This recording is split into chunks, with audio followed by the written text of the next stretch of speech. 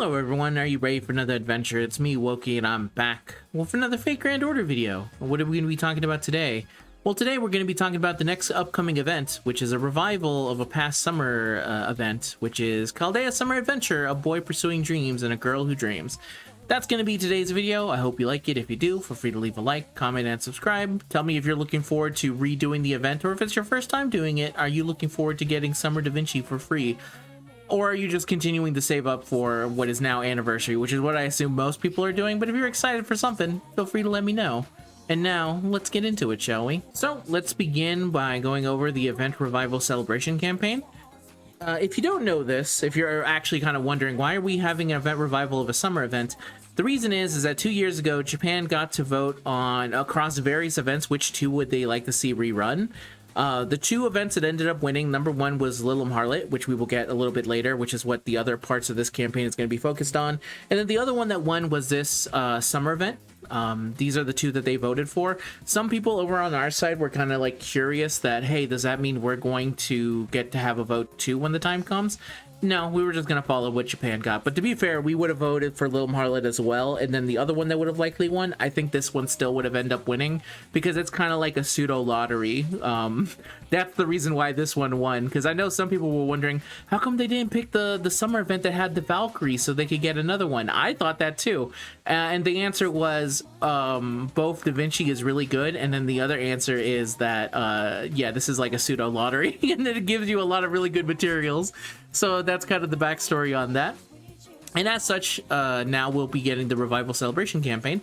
You can get a total of 20 sync quartz as rewards from parts 1 through 4 of the Event Revival Celebration campaign. Revival event related limited time missions have been added, plus there will be more campaigns added to go along with the release of the Revival events, including a double chance of super and great success during the enhancement of event bonus servants. So the campaign period starts on 4/20 and it goes April 20th, my birthday, and then it goes all the way till June 4th. So there we go, long campaign for sure, but that's because that's basically when these event revivals will be happening.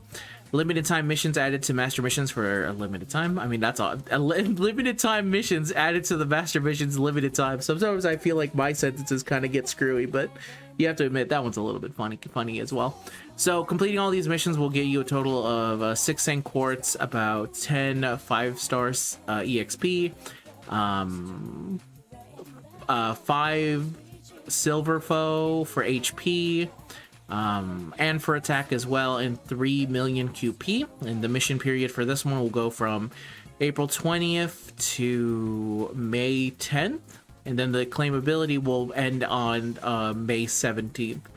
And then the event missions themselves are clear one section of Revival Corday Summer Adventure. It's literally just play the event.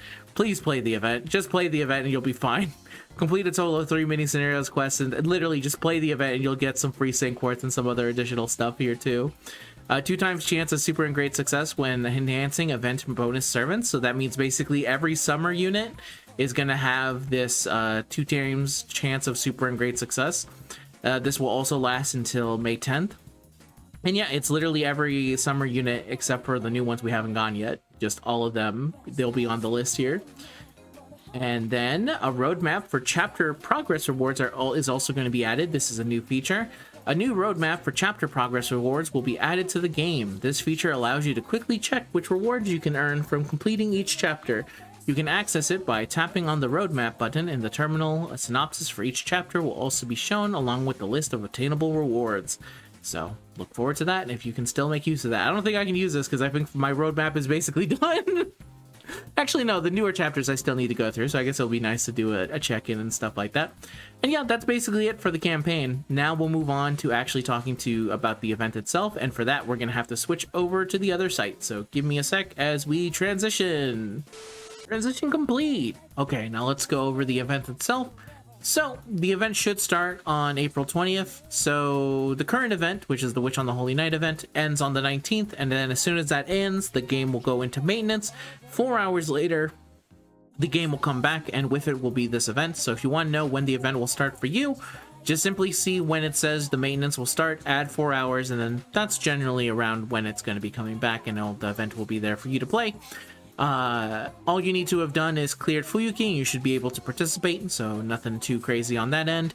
And then for the kind of basic structure of it, if you're wondering if it all unlocks at once, nope, it goes the kind of basic way, which is on the first day, main quest, Act 1 and Act 2, and then 6 days later, we'll have access to main quest, Act 10, and then the epilogue, and you'll be able to get Da Vinci Ruler. All the free quests that are important for final grinding will unlock, and then the day after that, which is the 7th day, challenge quest will unlock. And so the event mechanics are the following: progress in the story to obtain Leonardo da Vinci Ruler, and then clear quests to get event currencies, which can be exchanged for items in the shop, and event points, items, pirate treasure chests, which can be opened for items and treasure points. Main quests are unlocked daily, and when a certain amount of treasure points are reached, for Act 10, you're gonna need about 38,000 treasure points. If you want to know, that's about the maximum you'll need to get every single main quest, like blockade, I guess, by then. Clear all main quests to unlock Leonardo da Vinci Ruler permanently. Equipping Sink Deeper will increase pirate treasure chest drops, and then each type of treasure chest can be exchanged for certain items. Event currencies can be exchanged for Map of Secrets, which unlock quests that drop a large amount of treasure chests. And then during the event, Leonardo da Vinci Ruler gains double EXP when you're enhancing her. And then NP deals an extra 50% damage on top of the event bonuses as well. Players who have cleared this event during its original release won't be getting another Holy Grail, but instead they'll get a lore, which is what they usually do for reruns. And then if you've already bought the costume dresses, you can't buy them again, which is pretty, I guess, straightforward. It'd make no sense if you could just buy them again. If you want to know where to get the additional copies of Leonardo da Vinci for her ruler, her copies, you have to buy the following treasure chests, which are treasure maps: Treasure of the North, Treasure of the East, Treasure of the West, and Treasure of the South. The first two you can buy with pirate tankards, 80 of them, so a total of 160. For Treasures of the West, pirate bandana, 80 of those, and then Treasure of the South, 80 pirate sabers. Best farming nodes before you hit pre-90++. Is Clouded Mountain, Gigantic Ancient Ruins, Pirates Ocean, and then Caribbean Street, Chaldean Expedition Team, Final Chapter, Mystery is Always at One's Foot, which will have all of them, as you can see here. Hell of a title for that one. For event bonuses, the ones who get 100% damage bonus and 50% bond are going to be Okita Altar, which is the summer. I guess I really am gonna fight the urge to say summer, but just assume every single one of the units I say is their summer version, or they have a summer outfit somewhere in there. But Okita Altar, summer Okita Altar, Leonardo da Vinci Ruler, and then of course Summer Kama. I can't fight it, I'm sorry. And then we have for 50% damage bonus and 20% to bond, we have Anastasia and Viy, Achilles, Canis, Magicardio, Blackbeard, Columbus, Charlotte Corday, Koyanskaya of Lights, Sei Shonagon, and then the Berserker version, and then Doman. I almost got through all of them saying it. To be fair, it was only a save that I finally like cracked a little bit to say Berserker. And then all the other summer units get 30% damage bonus and 20% to bond. And then the only unit that gets 50% to damage and 5% to all bond points to all party members is, of course, Smash. The event reward craft essences are the following. It's Sink Deeper, so NP plus 4% every turn, except for it's 5% when max limit broken. NP damage plus 15%, it's 20% when max limit broken. And then resistance to crit hits by 5%, it's 10% when max limit broken. And then it increases the drop rate of the treasure chests, 20%, but it's 50% when max limit broken. And then we have Ocean Flyer, arts plus 5% or 8% when max limit broken. NP damage plus 10%. It goes to 15% when max limit broken, and then starting NP is 30%, and that of course goes to 50% when max limit broken. 100% damage during the event, and 200% when max limit broken. For the event reward command codes, we got Chiyogami Commander. This is the 5-star. When using the encoded card, increases all allies critical damage by 15% one time. Players who got this command code before will of course get a rare prism instead. We got the mini border, which is the 4-star. When using the encoded card, gain 2 crit stars plus remove the target's defensive buffs. And then if you already got it, you get 200 mana prisms instead. And then we have the Beguiling Amulet, which is the 3-star. When using the encode card, inflict curse status to enemy 300 damage 3 turns, and then gain a crit star. And then if you've already gotten this command code, you can expect the good old 100 mana prisms instead. Next, we got not the campaigns. I guess for the Da Vinci Workshop dressmaking update, the other ones will go into it for it if you want to get them that way. If you somehow missed it, after this rerun ends, 3 costume dresses will be added to the dressmaking exchange shop. So you'll be able to get Achilles, Ricardo, or Teaches if you are willing to pay the price of it, and you've also cleared Atlantis except for Blackbeard, which you need to have cleared Okeanis, and you have to also pay 5. So I would highly suggest getting them right now. While they are, you don't have to pay the rare mana prisms. Get them now.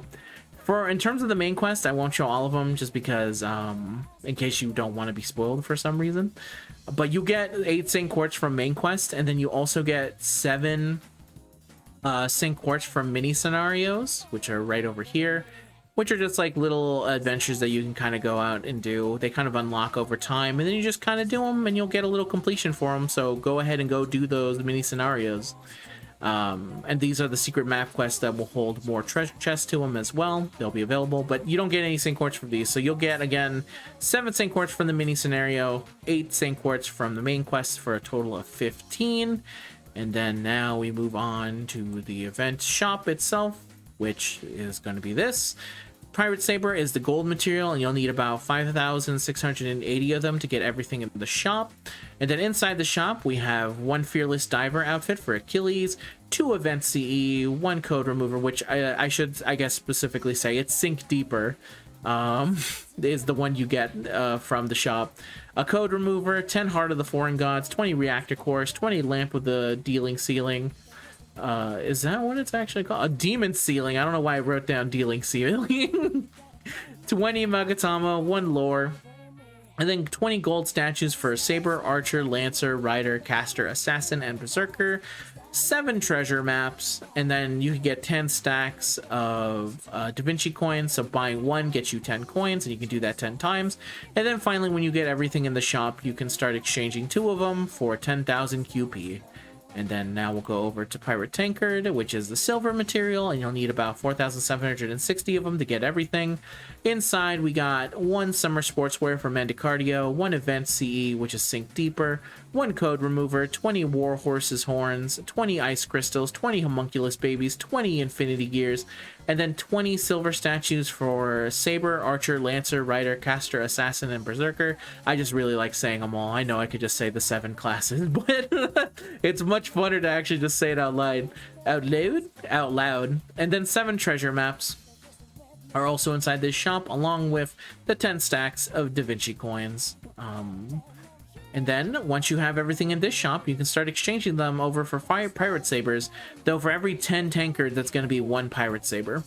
So, Pirate Bandana is the bronze material, and you'll need about 4,370 to get everything in this shop. And then inside the shop, we've got the Midsummer Gentleman outfit for Blackbeard, 1 Event C, which is, again, Sink Deeper, 1 Code Remover, 20 Seashells, 20 Idrisil Seeds, 30 Tiny Bells of Amnesty, 30 Chains of the Fool, 20 Silver Foe for HP and attack, 55 EXP, 104 EXP, and 103 EXP. I'm trying to make sure I don't accidentally say...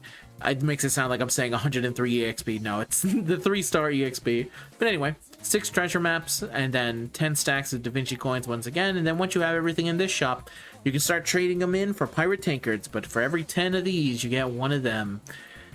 And then, the reason that people voted for this, we go over to the treasure chest. So the way that the treasure chests work is when you open 1 of them, you have a chance of getting 1 of the random materials inside of it. So inside the gold treasure chest, we have Dragon Scales, Fruit of Longevity, the Primordial Longue, Bizarre Godly Wine, and Comet Shard. Inside the silver chest, we have Snake Jewels, Seashells, Ghost Lanterns, giant rings, rainbow yarn, and inside the bronze ones we have bone, dragon fang, gunpowder, stinger, and fluid. And this is why people ended up voting for this one, because this is basically kind of like the lotto, except for we don't get all the extra materials. Like, not all the extra materials. What I'm trying to say is we don't get the stuff like the EXP or the gems or anything like that. We just get purely the materials, and it's a lot of good materials. And because you can just grind out these treasure chests, you can get a whole fuck ton of materials. It is random. But if you just pull enough of them, then it doesn't matter. you just get a whole bunch of them. It is a lot of really good rewards, so I'm looking forward to doing it for that specific reason. Then we have over here, it's a point rewards, which is based on how many treasure points you get. And this is also where you'll get the other event CE, which is Ocean Flyer. And this goes up to about 90k points. There's no tickets or anything in there, but there are some cool things like Genesis Egg. This event and the eggs, that's right. I just suddenly remembered how much this event is. I didn't even realize that when I was going for the ladder the first time around, how much eggs were involved in this. You'll see what I mean when you get to, I guess, the final thing. But yeah, that's the basic rewards about them. Some really nice stuff. Not bad at all. Not bad at all. And now we'll go over to the summon banners, which they've announced a couple of these, but these are going to be the ones that are going to be there. We got first round, we got banners that features Summer, Okita Alter, Anastasia and Viy, and Charlotte Corday. The next banner will feature Summer Kama, Canis, and Sei Shonagon.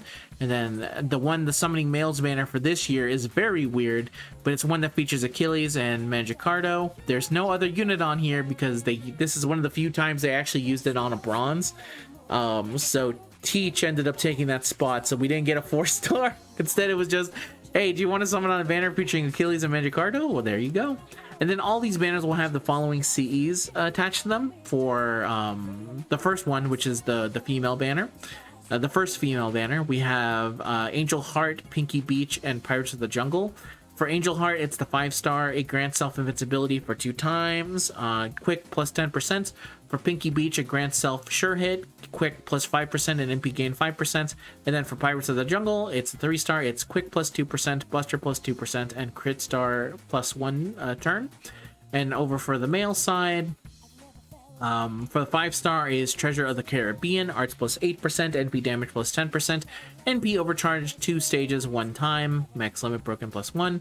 And then for the 4-star, we have Golden Path.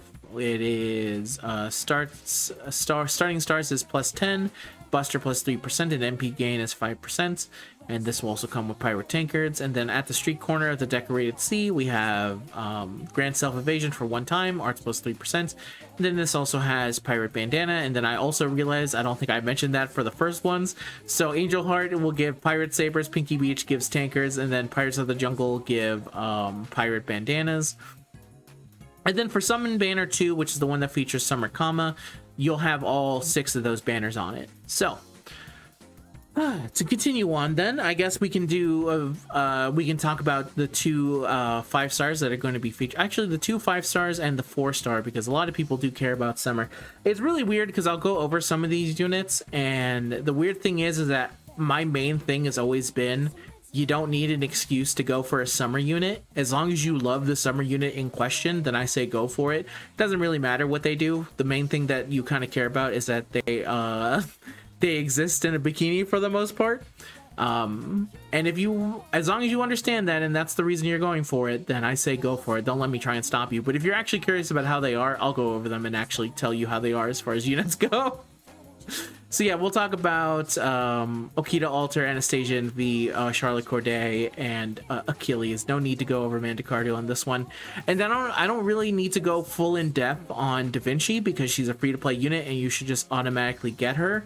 But she's a really damn good ruler. Like, fantastic. I've been able to use her on and off, and I have like a whole buttload of very powerful 5-stars, and I still occasionally use Da Vinci ruler myself. So it's definitely a really good pickup, especially if you're someone on the more free-to-play side. It's a very good ruler to have.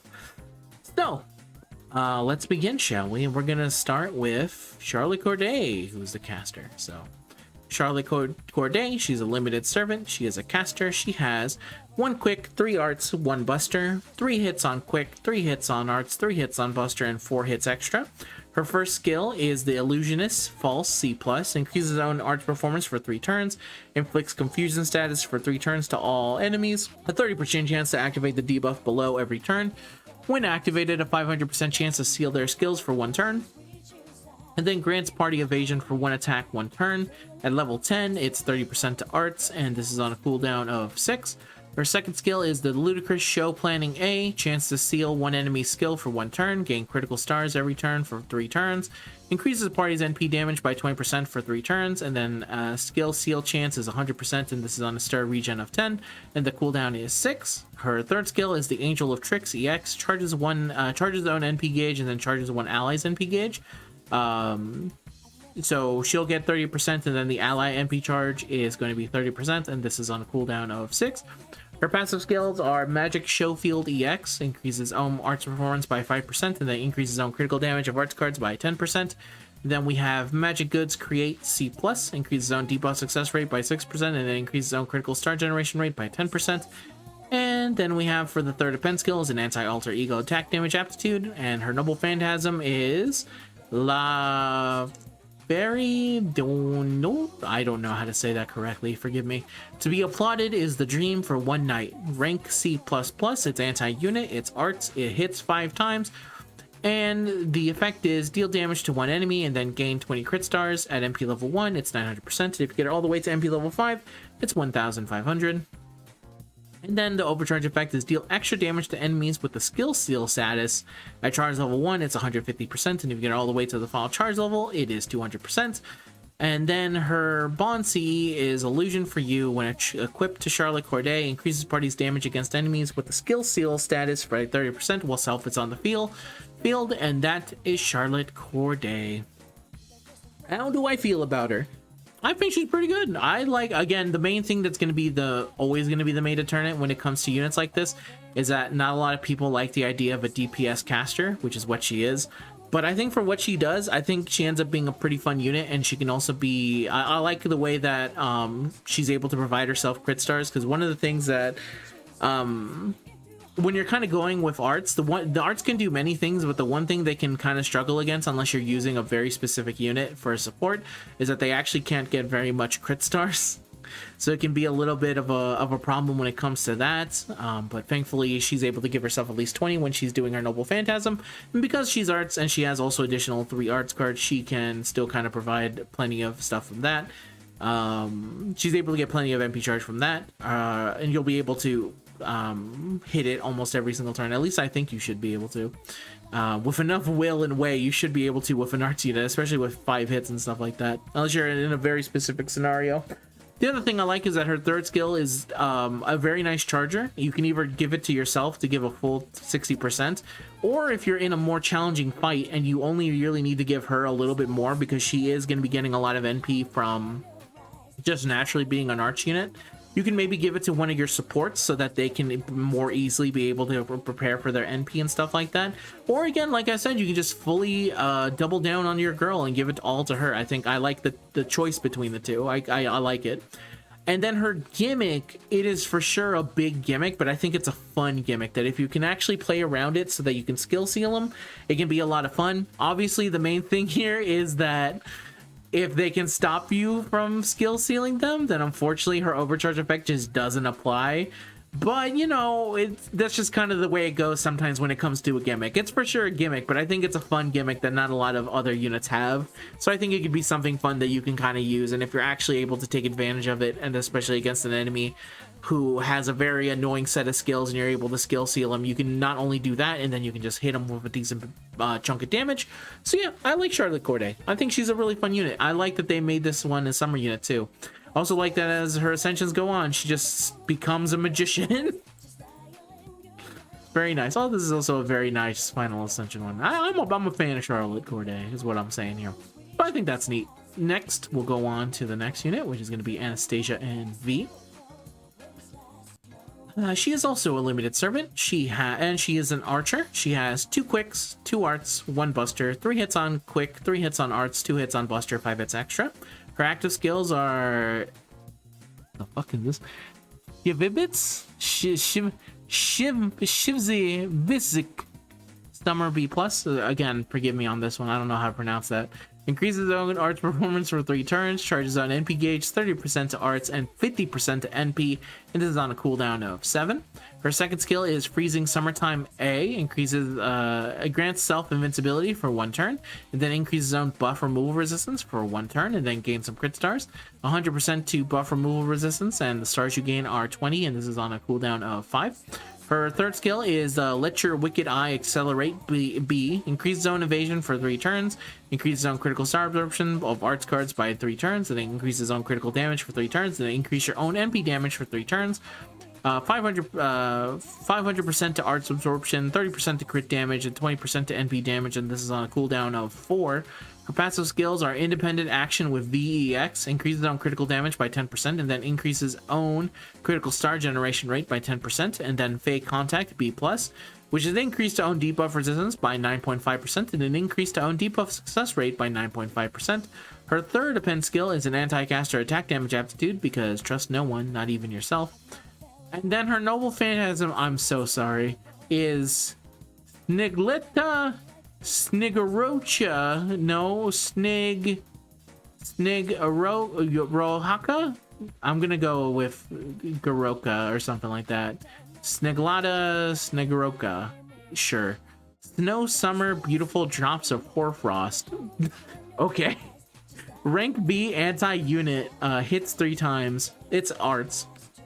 Deal damage to 1 enemy, seals their skills for 1 turn, and MP level 1, it's 900%, and if you get her all the way to MP level 5, it's 1500, and then she can also reduce the enemy's arts resistance for 1 turn. This activates first. At charge level 1, it's 20%, and if you get her all the way to the final charge level, it's 40%. And then we have, for her Bond CE, Summer Ice Cream and V. When equipped to Anastasia and Viy, increases arts performance by 10% and then increases party's critical damage by 15% while self is on the field. And that is Anastasia and Viy. And similar to Charlotte Corday, I think this is another one that's just kind of solid in my eyes. She has a very simple task to her, which is that she wants to be able to hit the unit with her Noble Phantasm because she has single target. So as long as you can do that, and then the only thing she really does is seal their skills for a single turn. She can also further reduce her arch resistance, but again, that's only for a single turn. So you're really only just hitting with her once and then just kind of going from there. She does have a little bit of ways to protect herself. She has some nice ways of getting some crit stars, unlike Charlotte Corday, who has to use the Noble Phantasm first. She does get to use it on the second skill, so you can at least get the crit stars for that single turn, but obviously with Charlotte Corday, you'd be able to get a little bit more. And then we also have a little bit of crit damage here, a little bit of NP damage there, some absorption to arts cards, the ability to ignore evasion. So if you're against someone that can spam evade, then you're able to kind of just bypass it and stuff like that.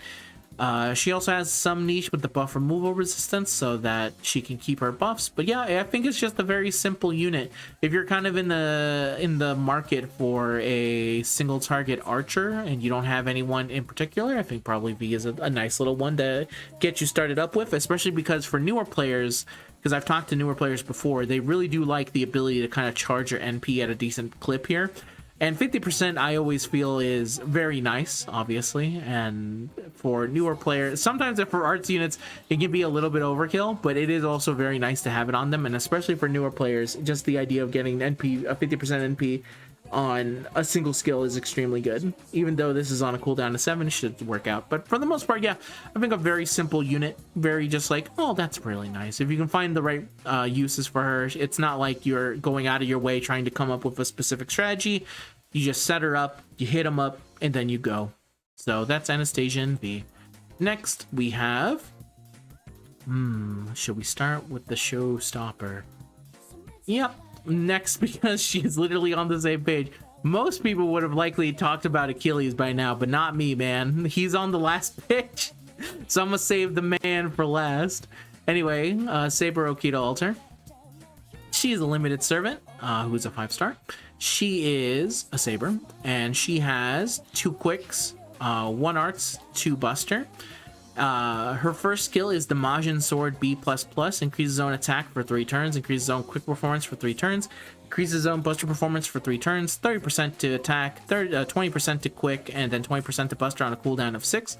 Her second skill is the Rengoku B, and charges own NP gauge, and then increases own critical damage for 3 turns, increases own critical star absorption for 1 turn, 30% to NP, 50% to crit damage, and 500% to crit star absorption.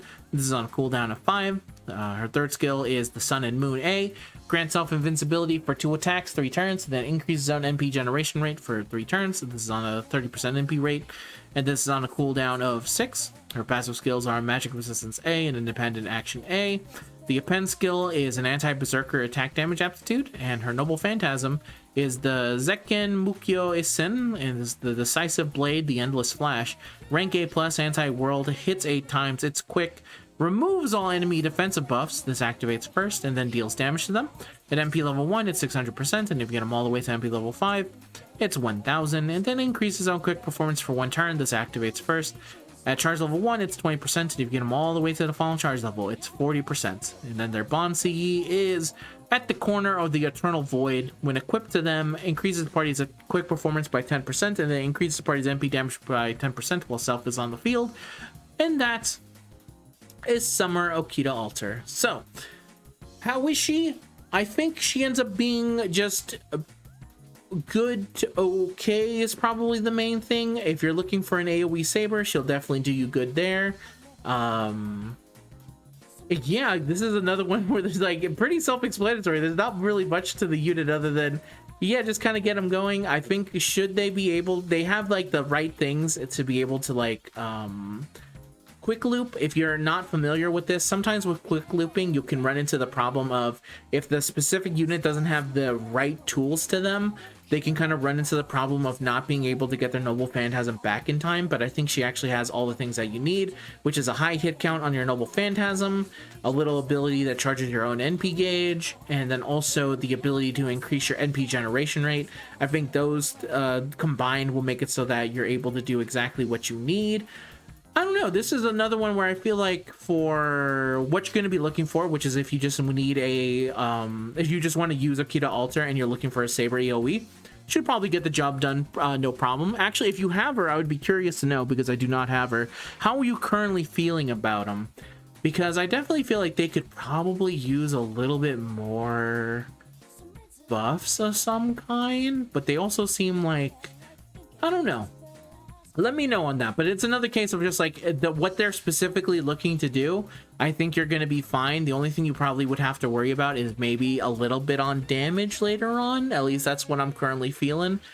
But again, if you have more experience, feel free to let me know. And that goes for any of the units I talk about. If you have a little bit more experience with them, feel free to drop your knowledge down below so I can learn a little bit more about the unit, especially since I don't have every single unit in the game. So I really do take on anyone who has them. I would love to hear your experience with them so I can actually give it to people to let them know, like, here's their experience with them specifically, and this is how they feel. Because I don't actually own the unit myself, I cannot test them themselves, so I can only really go based off of what I read. And what I read here is this unit should be able to loop no problem, but I'm not sure if they're enough with the current like power level that the game has kind of sustained itself. Like there's a lot bigger HPs now, and I'm kind of curious if they are still holding up in anything. But either way, please let me know, and we'll move on to also the most important thing here, I guess, if you're really curious. Really good summer outfit, really nice. I also did like that Rengoku is here as well. He's a cool little dude here. So yes, very cool, very nice swimsuits. And now let's go on to the final unit to talk about, which is Achilles. So if you're still here, this is how I know you're a real one. This is how I know that you're really here for me and just some of the information, I guess. Because most people are like, all right, he talked about the women, it's time to leave. But Achilles is cool too. Let's talk about Achilles. His name is Achilles. He's a not limited. He is a writer. He has 2 quicks, 2 arts, 1 buster, 4 hits on quick, 3 hits on arts, 2 hits on buster, 4 hits on extra. His active skills are Dromos, Cometus, Comet Form, A+. Increases own quick performance for 3 turns, and increases own critical damage for 3 turns. 30% to quick and 30% to crit damage on a cooldown of 5. His second skill is the Andreas Amarant of the Brave Bee. Grants self-invincibility for 2 attacks, 5 turns, and then increases his own defense for 3 turns. 20% to defense, and this is on a cooldown of 5.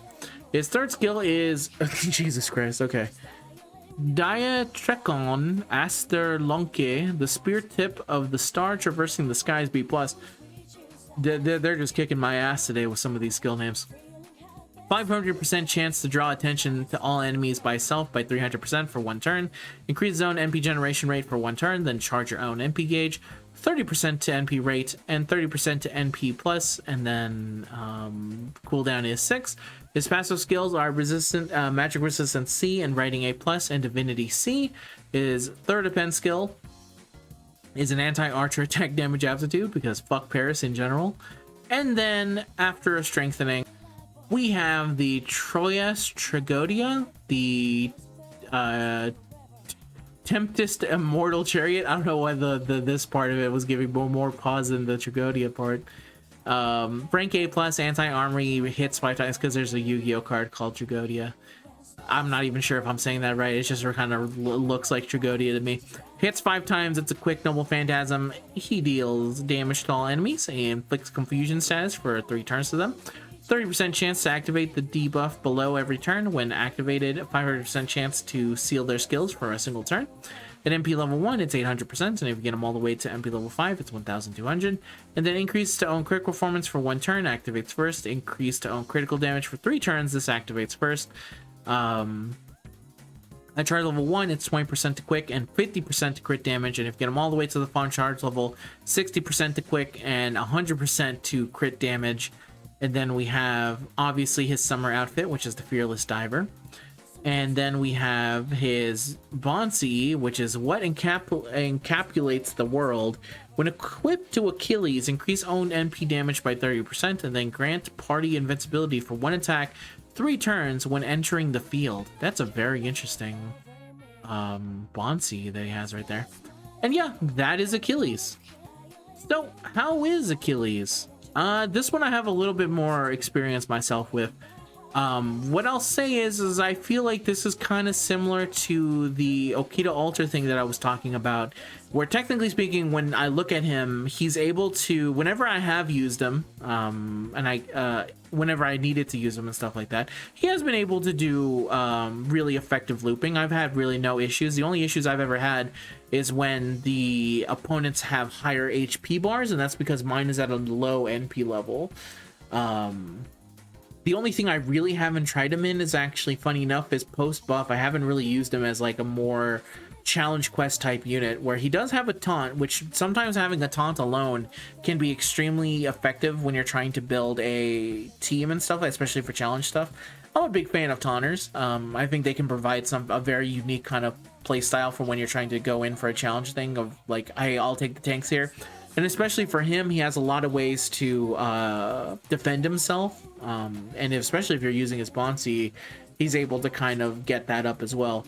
But if you're also in a fight where you're able to take advantage of him being able to get like constant crit damage every time he hits his Noble Phantasm, because if you're able to hit this at least 3 times on that 3rd turn, you will get 150% crit damage. And then if you combine that with the ones you would get for Scotty, you could, in theory, hit pretty damn hard for that 1 turn. Now, what is the actual chances of you getting 2 more Achilles cards to actually take advantage of that? Probably not very likely, but it is nice to kind of just have more crit damage where it would be more applicable in some more challenge quest type scenarios where you're able to use your Noble Phantasm and maybe you're not able to get your next NP off, but if you have enough crit damage on your side, maybe you'll be able to hit so hard they'll be okay. But yeah, in general, I feel like if you're looking for him as like a basic looper, I think he'll do you pretty fine. Another thing to kind of take note of, because he is not, you'll notice here that I said it already, he is not limited. So that means that the only real people that would be going for him are the people who want to get him at more NP copies because they're looking to maybe, I don't know, make him your grand or something like that. The one thing I'll always say, because I can understand it if you're a newer player, why would anyone ever summon on a banner that has a unit that's like not limited? Because in theory, you can get Achilles just whenever. That's how I've been able to get, I think I actually did summon for Achilles because I love Achilles and I was able to get him there. But you can always get more copies of Achilles at any time, which is also why I've never really gone for more copies of him, because I always feel like if I go for a unit that is always available on his banner, then I'm just going to get the other units that are also off banner. But if you're someone who's like really dedicated to getting more copies of him, then this is your time, because the actual chances of you getting a unit that is just like off, never featured, you know, it's not the greatest. It is always possible, but, you know, it's really more of a method for people who are like, oh man, I finally have that unit. Like, for example, I didn't go for Enkidu because I said, you know what, I'll just get Enkidu randomly. I believe in it. And then 7 years later, it finally happened, and I said, yay, I got the unit 7 years later.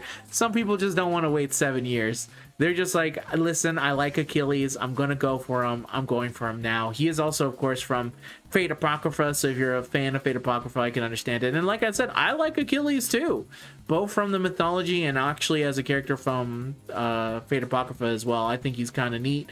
I like the look of him. I like the hostile relationship that he has with Hector in Chaldea. I think that's really neat. And yeah, in terms of this costume, I like that he looks like a Pokemon trainer. I think that's also pretty funny with using and throwing him out there, being like, yeah, I'm a summer guy. But anyway, that's Achilles. And that's also the last of the banner units that will be there at launch. Later on, I'll do a video talking about Summer Kama, Canis, and Sei Shonagon. But yeah, that's finally it for this video. Thank you very much. I wish you the best of luck if you decide to end up summoning, by the way. I want you nothing but the best if you decide to go for it. I'm definitely not summoning because I already did my summons and I don't really need, especially with Charlemagne. I now have an AoE Quicksaber that I can use pretty effectively, so I've just kind of been using Charlemagne. But I also got Summer Kama already, and I don't need to get them. And like I said, I already have Achilles, so I'm kind of good on that path as well. Plus, in terms of the CE, I have, I think, every single one of them max limit broken because I went kind of crazy for them on that. So I'm just kind of looking forward to not being able to summon for a bit. But again, wish you the best of luck if you decide to go. And that's the end of the video, everyone. Thank you very much for watching. I meant to have this come out a little bit earlier, which would have been when they announced it yesterday, because I have been waiting for them to basically announce what's coming up next, now that it looks like we're likely not getting Fate Strange, which is something I haven't really mentioned, which I can mention here at the end, I guess, if we want to talk about it a little bit. The main reason I didn't talk about it is off the very small chance that we ended up getting the event the same time as JP, which was of course big cope from everyone here on our side. We would have loved to get an event same time as JP. Would have been really cool, but because of the thing they did with Richard, we thought like, hey, maybe it's possible. But when they announced that their live stream for their event was going to be like on April 25th or so, I was like, okay, that kills the chances of it. We're not getting it. And then I waited the next day and they're like, okay, they announced it, cool, so now I can talk about it. But yeah, but on the day that they were announced it, I went into my locals to play some of the Hololive card game, and I was just dead when I came home. I was very tired, and then I had to work, and so I was just like, hey, you know what, I'll save it. So thank you if you ended up enjoying it. If you want to continue to show support, leave a like, comment, and subscribe, and I'll see you guys in the next video. Until next time, everyone, have a good day, and I'll see you guys later. Peace out. And bye-bye.